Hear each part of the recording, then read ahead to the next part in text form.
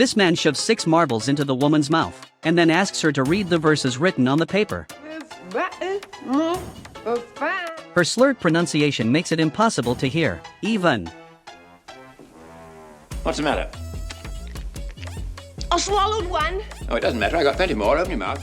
He continues to shove marbles into her mouth. He does all this to make her into a high-class lady. Just a month ago, Eliza is a woman on the street selling flowers with a duck voice. She grows up living in a pigsty, and the smell she gives off makes people stay away from her. Her unpleasant voice attracts the attention of Henry, a linguist, who can tell where everyone is from by the way they pronounce. Eliza, who is guessed right by him, keeps taunting him. Henry finally can't stand her shrill voice. A woman who utters such disgusting and depressing noises has no right to be anywhere, no right to live. Well, don't sit there crooning like a bilious pigeon.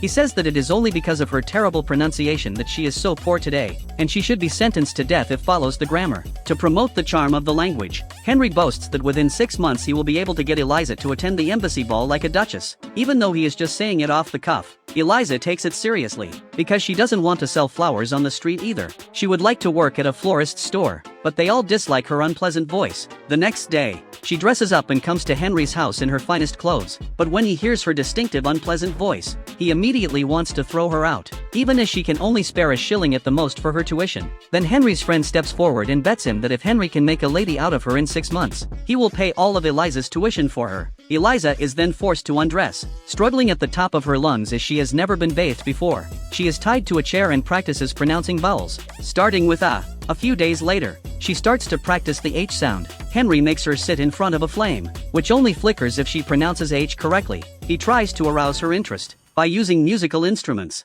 and tempting her with treats. Cup, cup, cup, cup, up, up, up, up, cup, cup, cup, cup, up, up, up, up. After practicing the letters of the alphabet, she begins to practice pronouncing complete verses. The servants in the house can't stand her poor pronunciation and all want to quit. But with Henry's insistence, Eliza finally makes some initial progress. She reads 2 complete verses and pronounces the words correctly. They are so excited that they are planning to take her out of the house the next day. Eliza is dressed up like a real noblewoman, but she has only learned 2 topics: fine day, and how do you do. One young noble notices her, even though they are trying to steer the conversation towards the weather. She is as talkative as a box of words. Gradually, her distinctive voice is revealed. The other nobles all looks awkward. Henry even can't hold his head up. But strangely, the man is amused by her. When it comes to the racecourse, Eliza cheers loudly for the horse she has bet on, despite her image. Come on, Dover! Move your bloomin' arse! They're so shocked by her vulgar words, one noblewoman even faints outright on the spot.